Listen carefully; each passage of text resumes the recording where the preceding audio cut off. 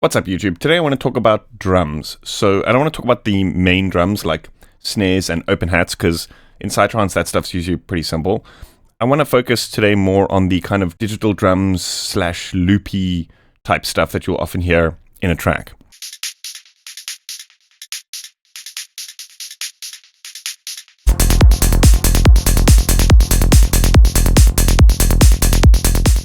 I want to talk about how I generally process my samples and arrange them to fit into a groove that I might have in mind. So anyway, let's dive in and have a look. Okay, so with these kinds of things, what I'll usually do is I will set up a group. So let's just say add group channel. Inside here, we can add a audio track.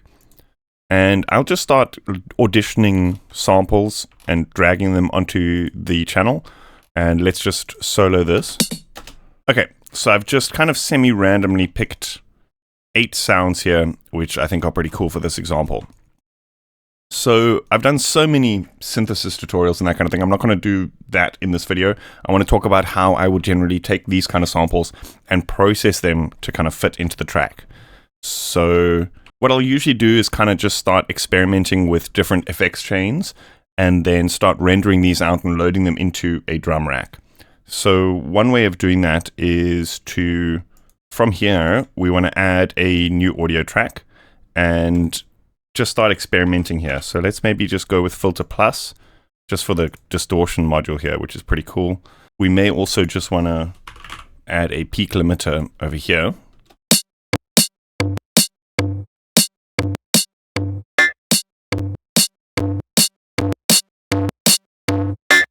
So for example here, this sound sounds pretty cool through this distortion, but these ones don't. So what I'll do is I'll kind of just leave this one here and then move the ones that don't sound good onto the new audio track and then jump onto that and start experimenting, right?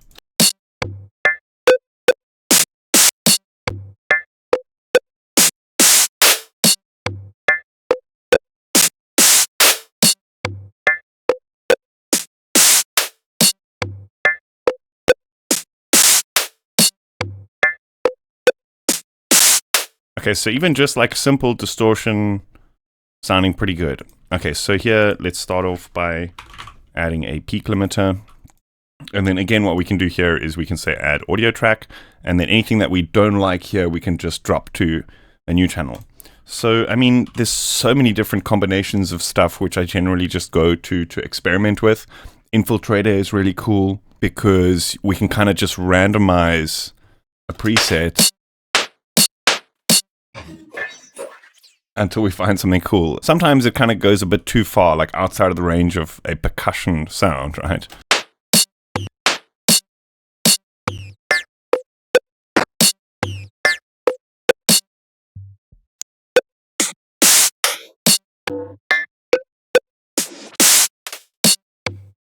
So I mean here what we can do is we can go into the presets and actually choose specific stuff like destruction, which is generally distortion type of things.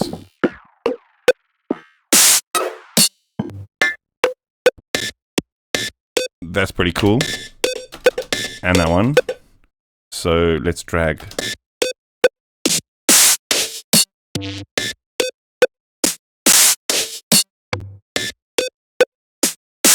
Delays can also be really cool if you set them to really high speeds and turn the feedback up a little bit. Kind of acts like a resonator.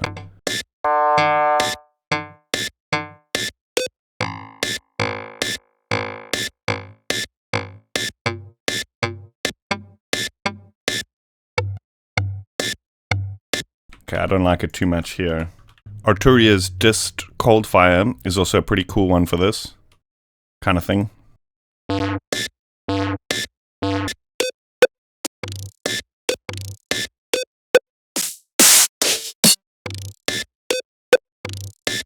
Okay, cool. So from here, what I will do is bounce them all to audio samples. And we also just want to make sure that we've got the distortion.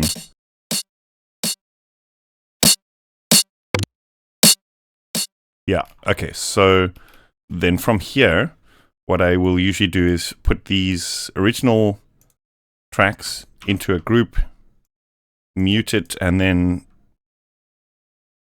press Control A. So it's out of sight, out of mind. Then what we can do is we can add an instrument track, and then here I want to add a drum machine. Or if you're using Ableton, you would use a drum rack. And then here, I want to start loading up the sounds. Let's actually just start C3. Just dropping them in like this, and one slice.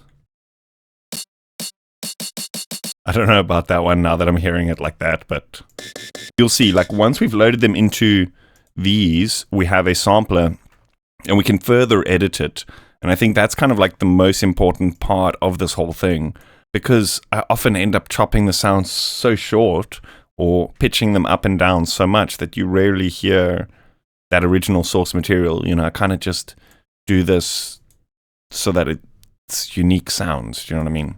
Just playing around with it a little bit. Okay, so we've got these 8 sounds loaded. Again, what we can do is group these, mute them, disable them. Okay. So here what I will usually do is just arrange a short little MIDI clip with all these sounds playing like this. And then what we can do is we can actually go like this just to... So this one I actually like.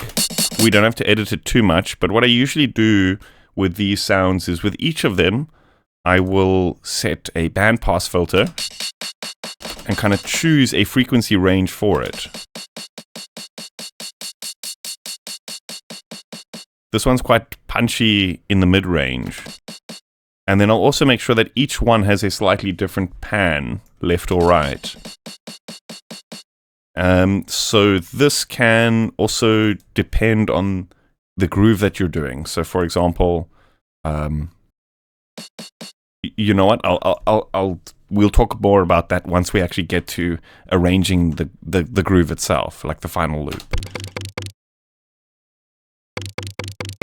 I don't know about that sound, hey? It can work.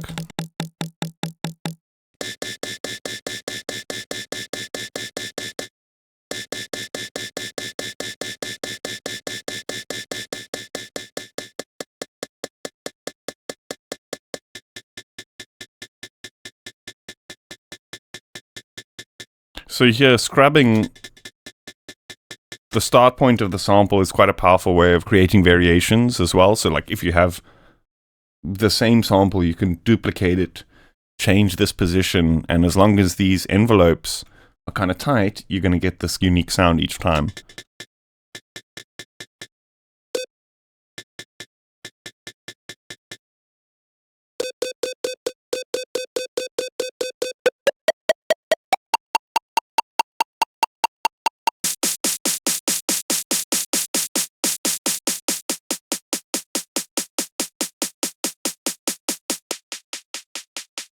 They don't all have to be bandpass filters. Sometimes with these more snarey, clappy things, a high pass might work a little bit better.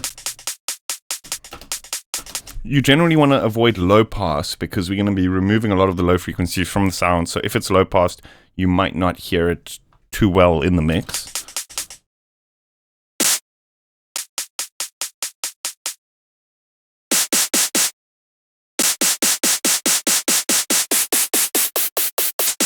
Okay, so once I've done that, I'll run through the entire loop again.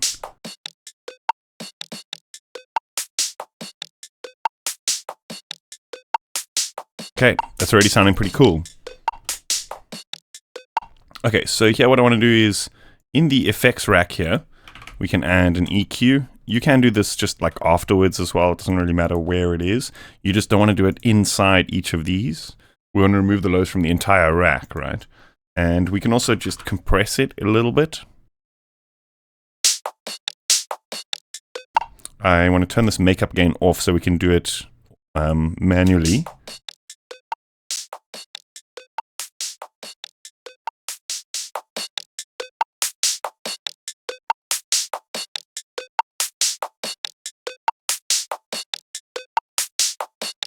Okay, that's sounding pretty cool. So here, what I want to do is start thinking of an arrangement for them.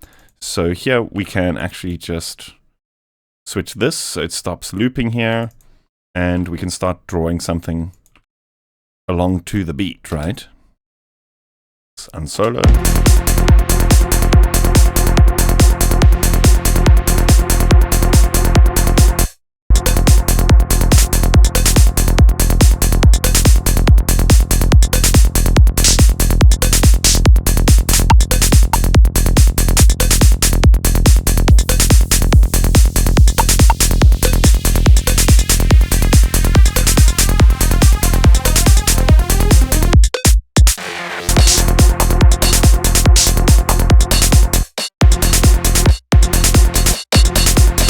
Okay, so once we have a groove in there, what I will usually do is let's just change the color, drop it here, because I will most likely go in and change it a little bit. So here, let's jump into each of these and just make sure that each one is a slightly different panning. So we want to audition this along, not just kind of do it progressively left to right, if you know what I mean, to actually kind of fit the groove a little bit better.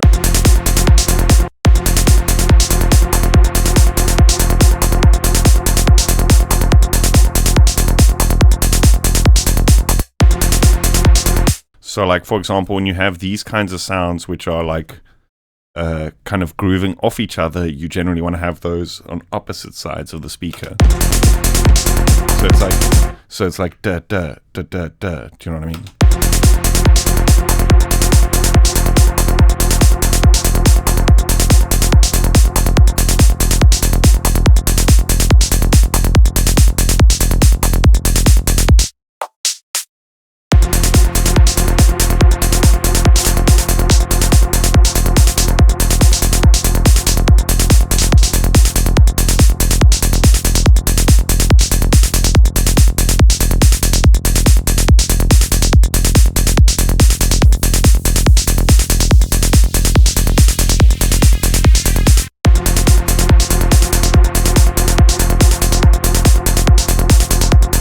Okay, with these things, I also like to add some kind of either LFO tool or create something very similar to LFO tool with snap heap. That way we can kind of create almost like a sidechain like pumping motion.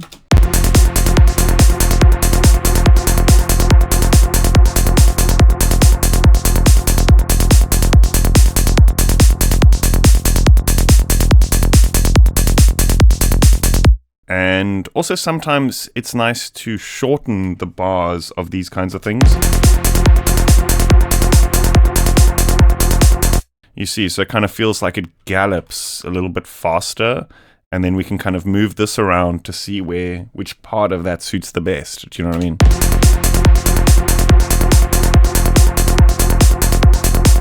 I actually like this. This is quite cool.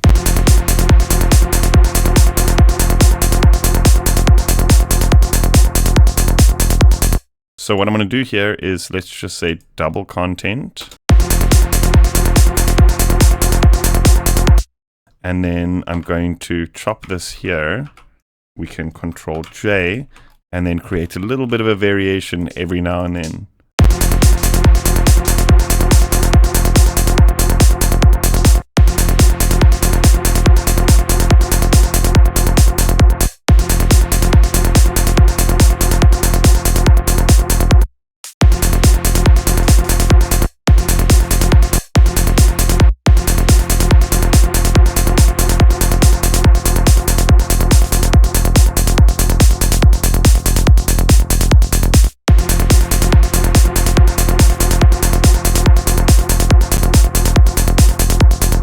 Okay, and then lastly, sometimes it's quite cool to use a bit of bitcrushing on these kinds of things.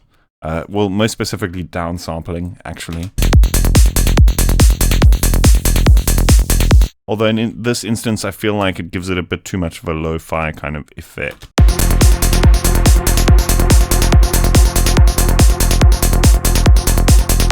Maybe we can do that and then use some EQ to kind of boost the highs again afterwards.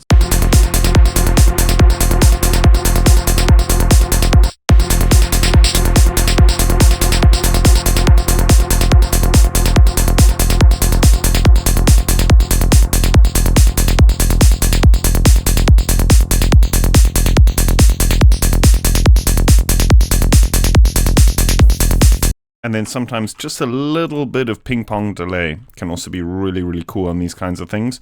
And then just playing with the filters so you don't really hear it too much, and then turning down the feedback quite a bit. So what I'm going to do is just turn the mix up quite a bit so you can definitely hear what's happening. And then we're going to dial it back a little bit.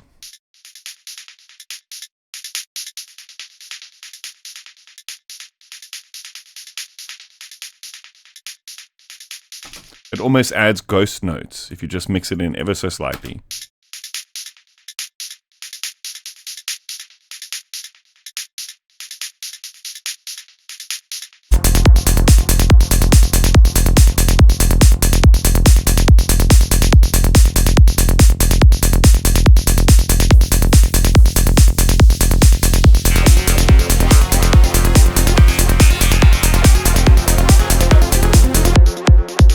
You can even use the bitcrusher as a way of like bringing it in, so like almost like filtering it upwards, you know?